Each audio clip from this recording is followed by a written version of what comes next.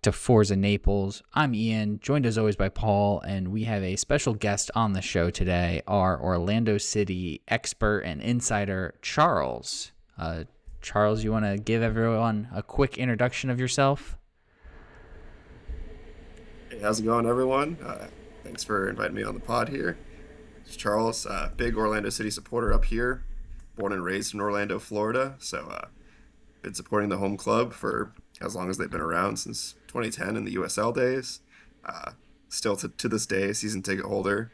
Always can catch me in the supporter section, sometimes up in the capo stand leading the chants. So, just thanks for having me. Yeah. Yeah, happy to have you on. Charles and I go way back to college. We met up at Stetson and have been friends ever since, and have gotten to attend a couple Orlando City games with them. So happy to have you on. Obviously, you're joining the show today because FC Naples, probably the biggest game in our club's history, young history, a little over a season old now, taking on Orlando City at home in the U.S. Open Cup round of 32. Paul, would you agree this is probably the biggest game in club history? Yeah, I think I've said it multiple times in the build-up since we advanced to the round and how exciting it would be to play an MLS side. I think that's kind of, we kind of talked about this last year.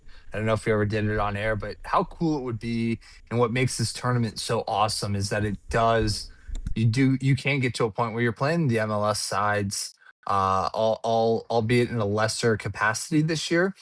I think we get a really unique opportunity with Orlando's form is, and my concern going into the game is that they're gonna look at this as a bounce back opportunity for them and to try to find their path. But absolutely, biggest game in club history. I think the only thing that would be a bigger game this season is another U.S. Open game or a USL final. Those are in honestly probably a USL final at home, but absolutely. Yeah, should be a fun one. And Charles, for those that haven't really followed Orlando City, because everyone that listens to the show only follows USL League One, as we all know, can you kind of give us an insight into Orlando City's season so far, and the struggles and changes that you've had to deal with as a fan? Yeah. So, bit of a rough start for sure for City so far this year.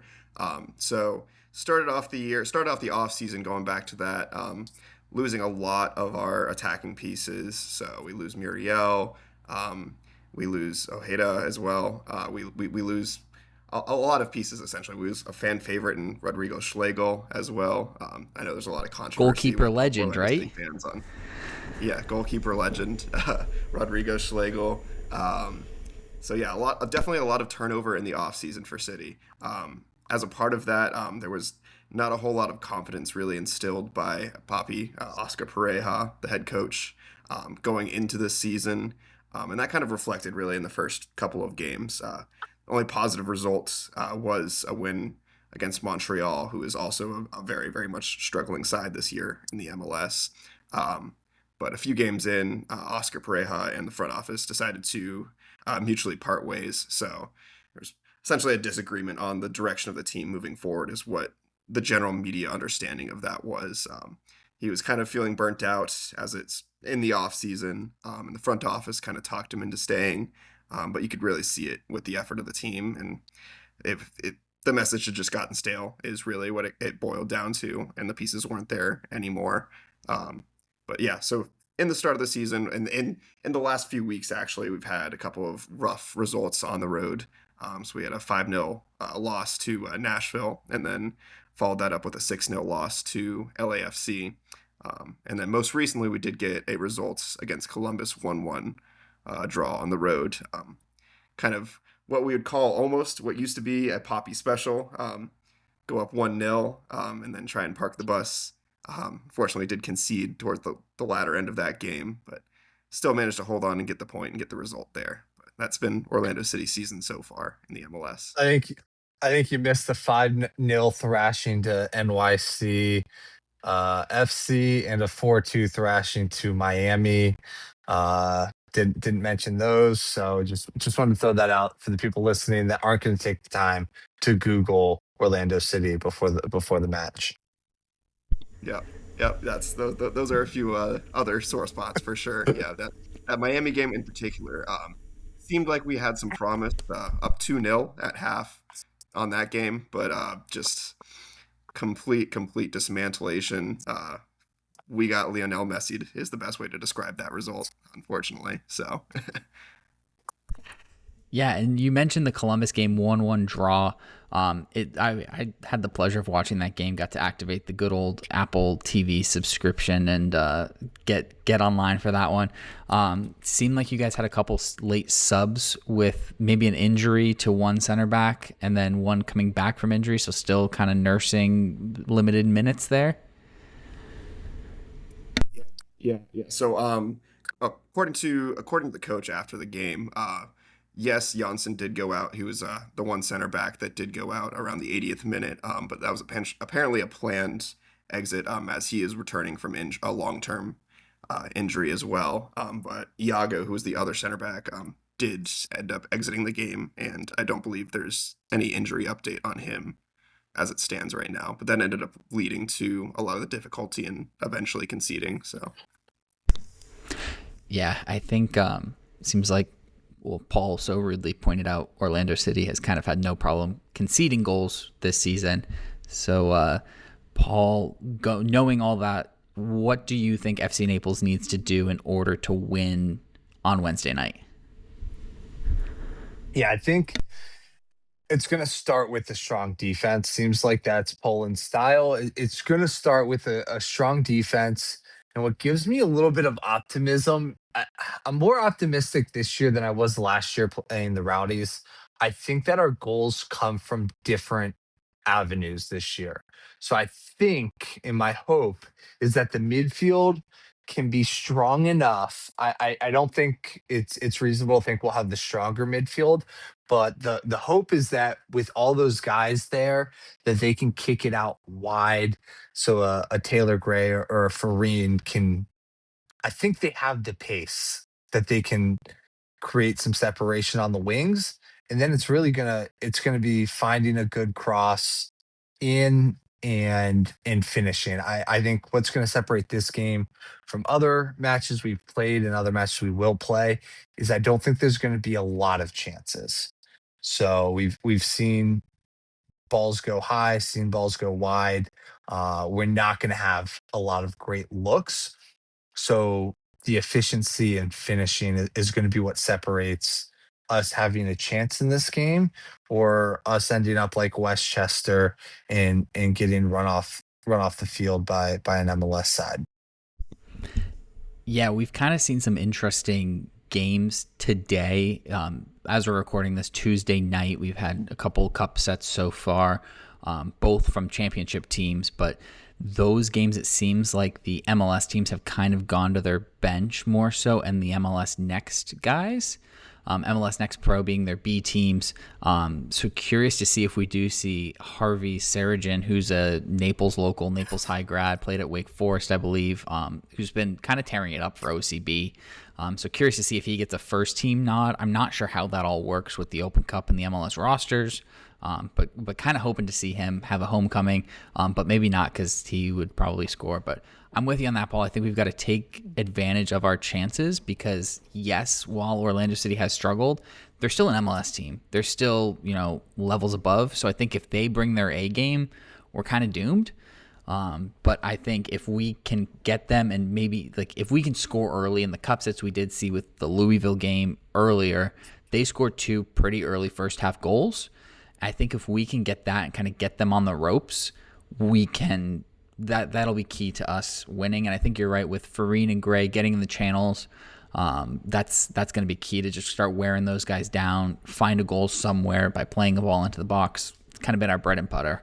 And then like pull one out of Orlando City's playbook there and just park the bus and sit back and defend the heck out of them. And that's, I think, what we saw too last year against the Rowdies, which I do feel bad saying that name in front of, with our special guest, Charles here is a big Orlando guy, mentioning that team. But we had that similar style where we scored early on against the Rowdies, kind of defended that and sat back. Charles, I'll throw it back over to you now. Same question. What does Orlando City have to do to beat USL one side FC Naples? Yeah, I mean, I know it would sound cliche, but it's really just like taking the opponent seriously. Never, never doubting who's on the other side of the pitch, and really just seeing if this is something that we as an organization want to take seriously this year. Obviously, in the MLS, you have a slew of competitions that you're a part of. Obviously, some changes in the rules of the seedings of who actually gets invited to which competitions. Obviously, not every MLS team is really invited to Open Cup anymore. Some are going to the Leagues Cup, obviously, with the not great results that we had last year, falling down into the wild card game and then ultimately getting eliminated by the Chicago Fire in that first game. We're ending up in the Open Cup. So is this something that Orlando City wants to take seriously? And I think really that'll get told by what kind of lineup that City puts out, and something we won't necessarily probably find out until match day tomorrow, to see really if we're going to Parliament's going to actually put out an A-team lineup or bring in some of those boys from OCB and see if we can get by a lower level, lower side in Naples. Yeah, I think it's important too. You guys won this trophy back in 2022 and beat Sacramento Republic, who I think the entire U.S. soccer world was cheering for in that game, for the USL Championship team to win back in 2022. You guys kind of cruised to victory there, at home too. So that was pretty cool to see. And coming out of COVID, I remember watching that game live, also cheering for Sacramento and being upset by it. But yeah. Paul, what starting 11 are you looking at for Matt Poland to play? You think he's just going to go full strength, kind of the starting 11 we've seen the last couple home games, or you think he's going to rotate some guys out and just because we also have Portland on Sunday back in the league, another important game, still early on, probably a little less depth than Orlando has with all those OCB guys being available for this one. But what starting 11 are you looking for from Matt Poland? Yeah, thinking it's got to start out with the full strength. You have to give it your best effort. As a club, with the amount of promotion going on around this game, tickets are sold out, probably anticipating the largest crowd uh Paradise Sports Complex has ever seen. You can't go out there and get waxed. Like, they have to have the ones out there. You need Farine. You need Taylor Gray out there. Cisneros has to be in the lineup. Banger's only goal would be ideal for this match. I don't. I also like Backstein coming off the bench. I know Yeah, I that love there's that. been some confusion on where I stand with that. I am back in the camp of I would love for him in a 1-1 game, come on 80, come on in the 75th and score a goal in the 88th. I can only imagine what would happen to the crowd there. Unfortunately, won't be in attendance. I will be on a plane, as I mentioned the other day. So going to try to watch the replay before finding out a score. But we've already seen how that goes. And my thought is it's almost opposite of what I wanted to see on Saturday, where I think we put the best guys out there. I think if we're down 2-0 or worse at halftime, then we'll see a mass subs. And just as a forewarning, that would get really ugly, I suspect.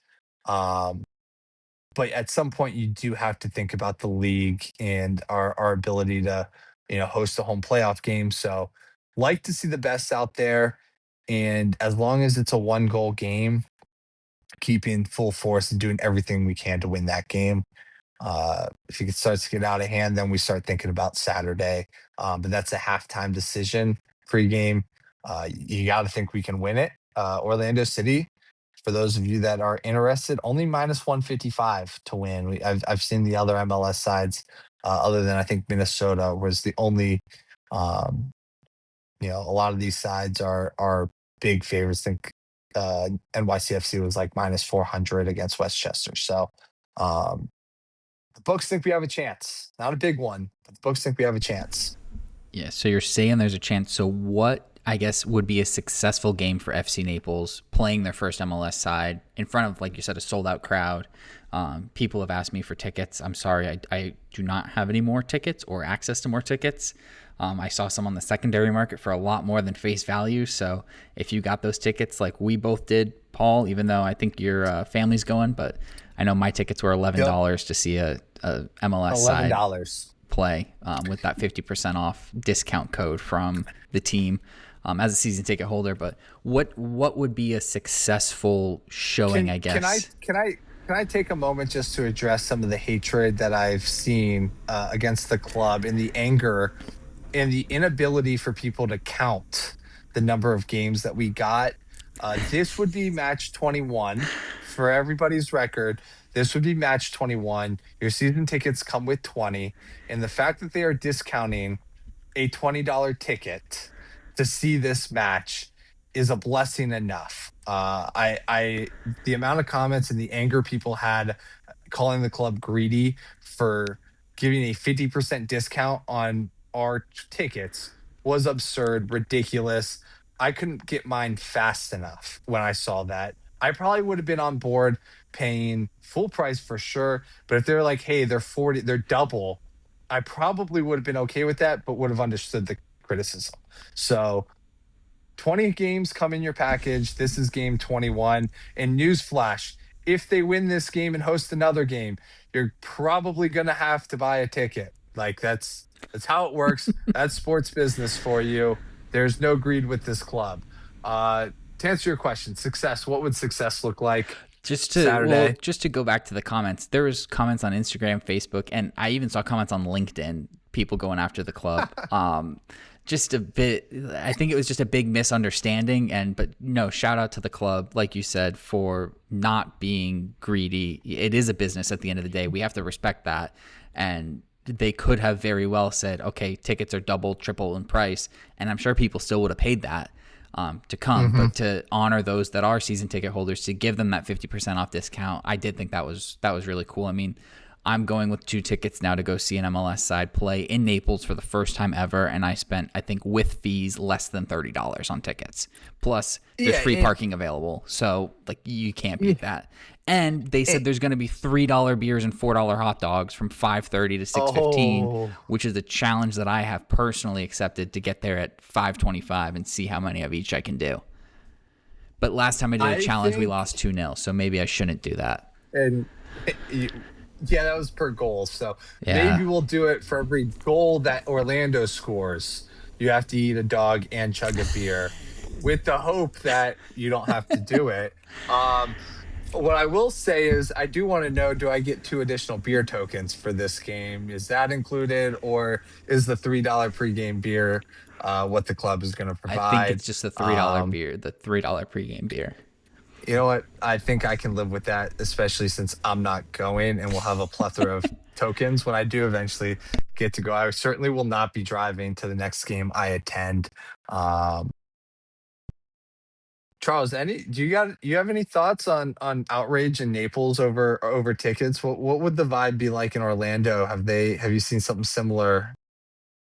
Hey, not to add any fuel to the fire, but if $20 is considered a discounted ticket, the club actually did offer us $20 tickets to our away allotment for this game. So, to my knowledge, in one of the supporters groups I'm a part of, there was about 20 planning on going down tomorrow. So, they also got those $20 tickets as well. But obviously can't speak for USL League One pricing and all that level of the financing there, but MLS for $20 for a ticket would be pretty incredible.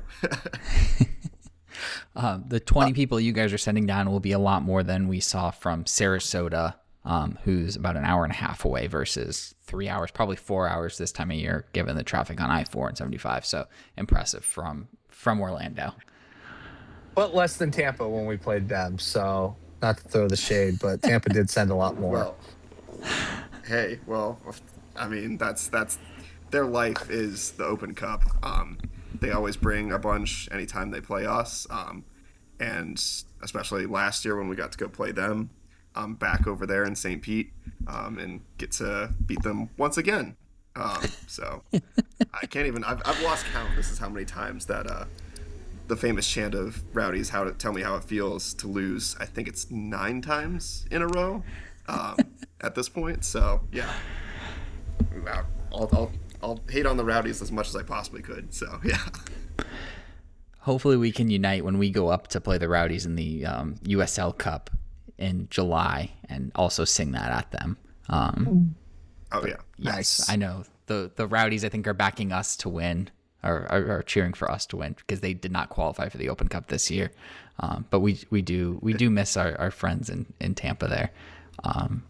Sorry, I've Paul, you derailed me with your rant about people complaining. What would you say is a successful game for FC Naples then, for Wednesday?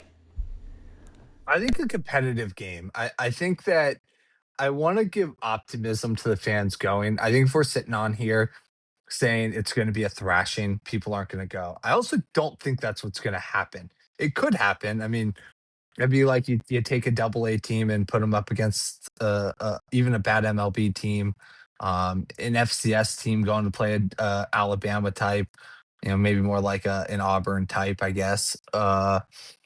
You know, it, you don't have that hope, but every once in a while, Appalachia State comes into town, into the big house, and wins the game. And those teams don't travel to those small colleges for a reason. Hard to win on the road. So I think what would be a success is a close game. If we can end that game, if we only lose by 1 goal, I would call that a success. If we're playing meaningful minutes, between the 75th and 90th minute, I think that that would be a success. I mentioned it earlier in the last episode. I do have my concerns when this gets to stoppage time. Notice I said when. Uh, Hint at the potential score prediction. Uh, I think that their depth could come into play, but we talked about it. I think the MLS teams are showing they don't care about this tournament, and the only way for that to change in the future is for teams to embarrass them. So I think we have an opportunity to do that, and I hope they put their BC team out there to try to compete. And I think our players are going to be hungry. This is an opportunity to put good film on tape against bigger league competition. So I think all of our boys are going to be fired up. I think you mentioned Poland's history with this tournament in Chicago House and what they did to the Fire.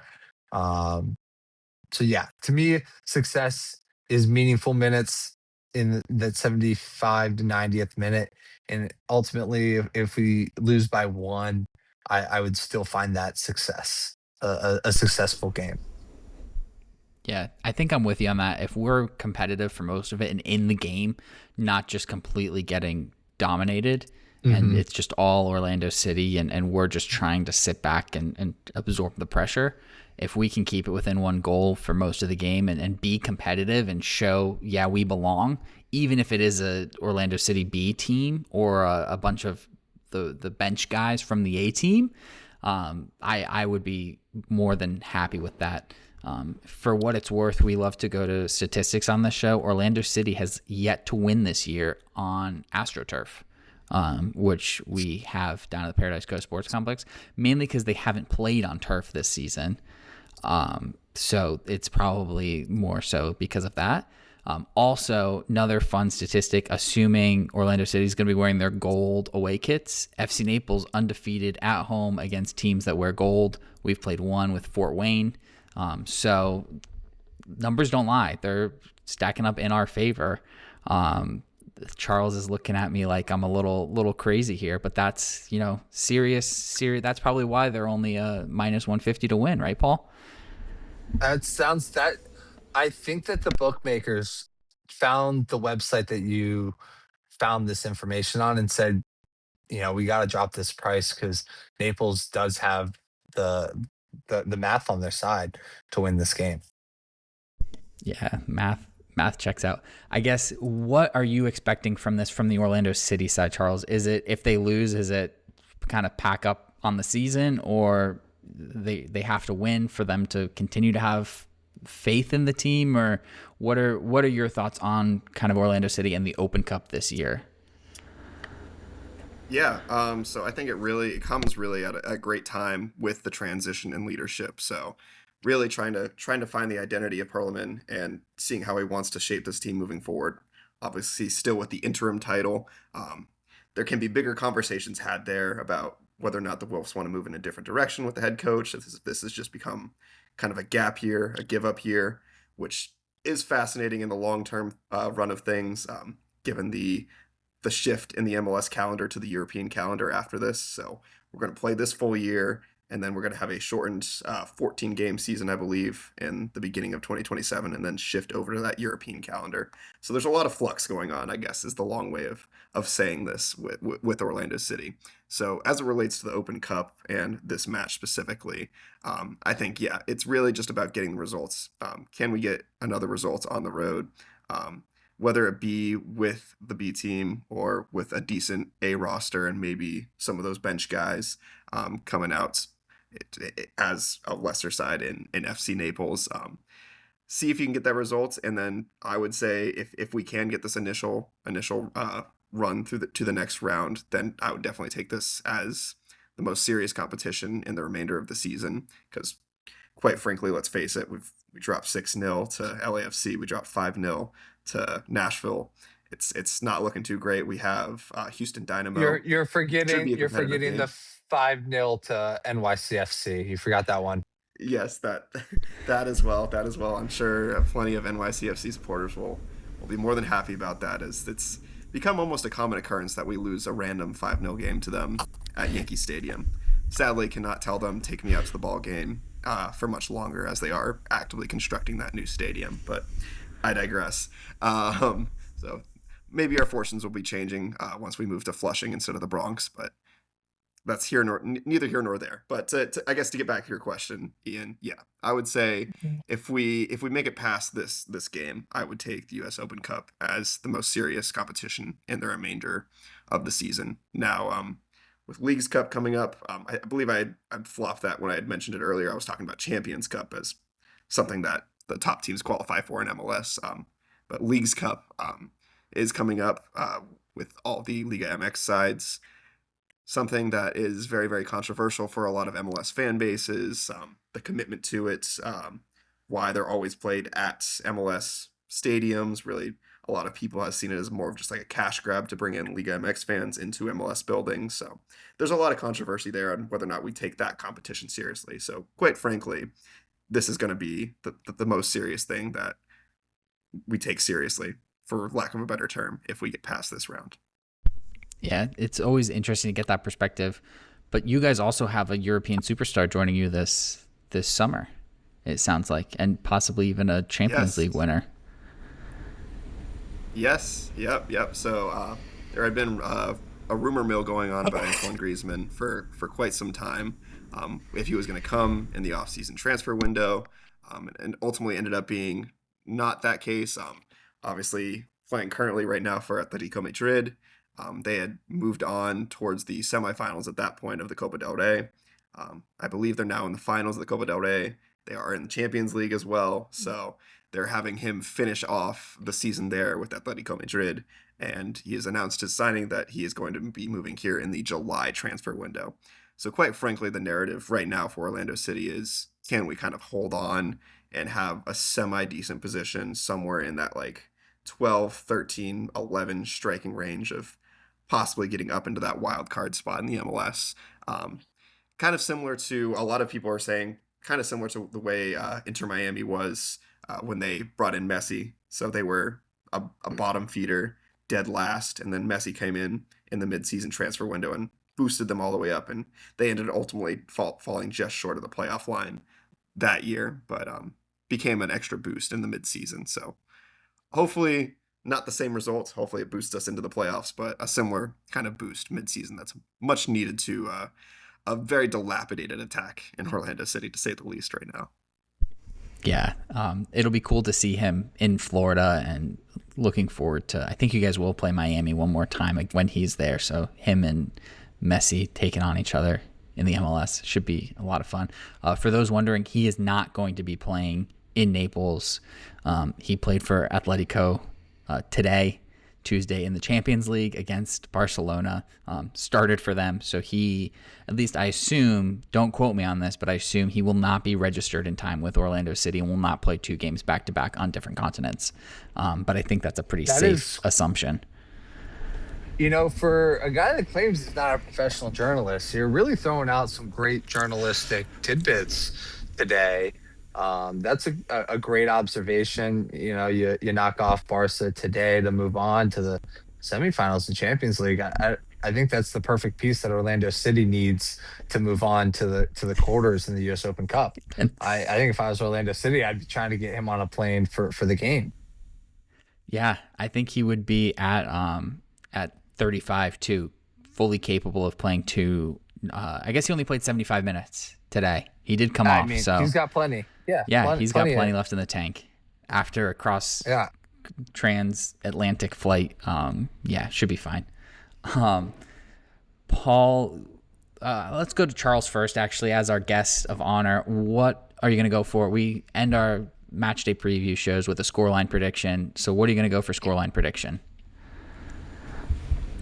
So for a scoreline prediction, I think I'm going to go with a solid 3-1 to Orlando City.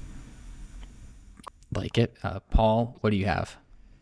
I can't believe you just said I like that scoreline to Charles. Well, I liked it in the fact that he knew right away without us prepping him, because we talked about hockey and college baseball in our pre-show meeting, so we did not forewarn him he's going to have to give us a scoreline prediction. So he was ready with it. So I liked more so the fact that we could just throw him that question and he was good to go. But I guess, Paul, I'll probably like your scoreline prediction a lot more. What was your scoreline? All right, here's the storyline. I'm going to set the scene. We're at Paradise Sports Coast Complex. Ian has had 6 hot dogs and 4 beers to wash it down, and the kickoff happens. We're going to see an early Orlando City goal. It's going to be demoralizing for the fans, but I need you to hold on, because in that 42nd minute, we're going to get on the board. We're going to equalize before halftime.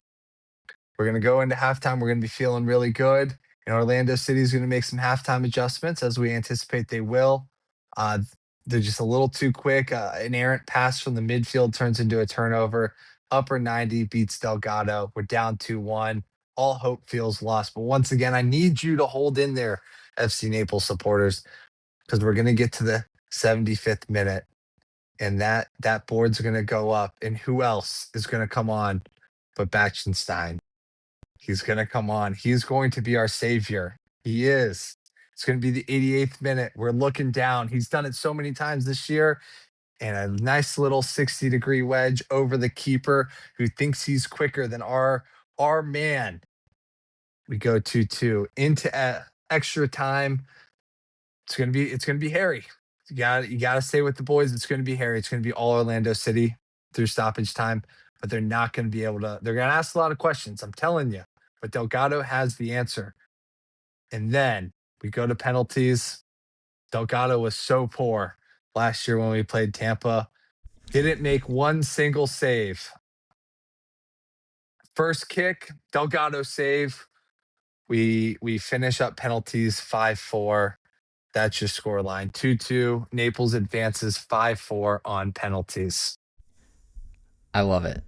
No notes. If that happens exactly as you laid out, I think everyone of the listeners needs to play the lottery, including yourself there, because that would be impressive. Also, harsh on Delgado to say he was poor in the penalties. I think every single penalty that the Rowdies took against us was like top corner, like perfectly placed where it was unsavable. So yeah, I think that was. I don't think that was any fault of him. I think that was just better penalties. Fair enough. I'm sorry, Delgado. I appreciate the get out of work note that you posted for us. So definitely hoping some of the FC Naples fans use that with their boss. So thank you, Captain. Yes. I'm going to go 2-1 because I say it every week. I'm going to go Mark Torres with a goal. He's not scored in a while, so I think he's going to be due for one. And then we'll go Julian Cisneros too. I think both of our goals are going to come in the first half. I think Orlando City's going to get one kind of late, like 78th, 80th minute, right around there. But FC Naples will hold on. We win it 2-1. But yeah, look out for a Cisneros banger, I think, right before halftime. That's going to be as far as I'll predict this time. I won't go into a full preview and have some story behind it. I don't think I'm creative enough. That was impressive, Paul. Charles, do you think so? Ian, before you go to Charles to wrap this up, it starts with you. Really, it does start with you pregame. So you gotta eat those hot dogs. You gotta have those beers. Otherwise, we're doomed before the first whistle. So I'm gonna put this all on you, man. I'm telling you, last time I said I would eat a lot of hot dogs and drink a lot of beer, we lost 2-0. So I'm not committing to anything this time. Maybe I'll just cash in a couple chips, have my typical 2 FC Naples blondes I've been having, and then I'll be good. But yeah, I'm not committing to eating hot dogs and drinking beer on this show anymore ever since we lost 2-0 when I did that for 4th of July and tried to do a Joey Chestnut challenge. Charles, you would have really appreciated. I just saw Ian the entire game longingly looking at the hot dog cart that was there, so desperately wanting to have one. And I think when stoppage time came out, he broke down and was too hungry to wait till the end of the game. It was kind of a sad sight. I felt bad. It was a roller coaster of emotions because I said I would eat a hot dog for every single goal that we scored, not knowing that the hot dogs were going to be a foot-long hot dog. Which that got a little scary when I realized that, and then we got shut out. So then I was just starving come the 90th minute. Charles, any non-hot dog or beer related, anything else you'd like to add before we go? I guess if everyone else is doing it on the score predictions, give me. I'm not sure where the third goal is going to come for my 3-1 prediction, but give me Yutaro Tsukada, who's another one of our infamous Orlando City first round draft picks in the MLS Super Draft, product of Daytona State and the West Virginia Mountaineers. Go Japanese Falcons! Born. He's go Falcons. There you go. So give me a brace by him in this game as well for that 3-1 scoreline. Other than that, no comments here. I am disappointed you didn't pick Nottingham Forest legend Brian Ojeda to score, who played 3 games for Forest in 2021-2022, because this is also a semi-Forest podcast when Paul and I get going on that. But yeah, for his 3 games from Nottingham Forest before he got transferred to Real Salt Lake. Paul, anything else you want to add before we go? I think this could be a once-in-a-club opportunity. We don't know when we're going to get this opportunity again. So regardless of the scoreline, enjoy the game, enjoy the moment. Our boys are going to go out there and give it everything they have. And regardless of what the final scoreline is, I think we will be mostly positive when we do our recap / look ahead episode. And enjoy it, because remember, the Bay Area supporters group would love to be there. Unfortunately, will not be able to make it since they decided to schedule it Wednesday and not Tuesday. So enjoy the game, cheer on the boys. It doesn't matter what the score is; they're going to need the support from everybody that's in attendance. Yeah, I'm with you there. Bring the noise, get behind the team, cheer them on. Let's go have fun and hopefully pull up a cup set. Be sure to share this preview with all of your friends and FC Naples fans, maybe even Orlando City fans, since we talked about Orlando City. Be sure to follow us on social media. Get in touch with the show. We're Forza Naples Pod on Instagram and Twitter, forzanaples239@gmail.com. Feel free to reach out to us. We love hearing from you, especially if you enjoy these match day previews, or if you hate them, we'll stop doing them. Charles, thank you so much for joining us tonight as we record and bring that Orlando City perspective. Thanks as always to Paul as well. Until next time, we will see you all on Wednesday night, and come on Naples.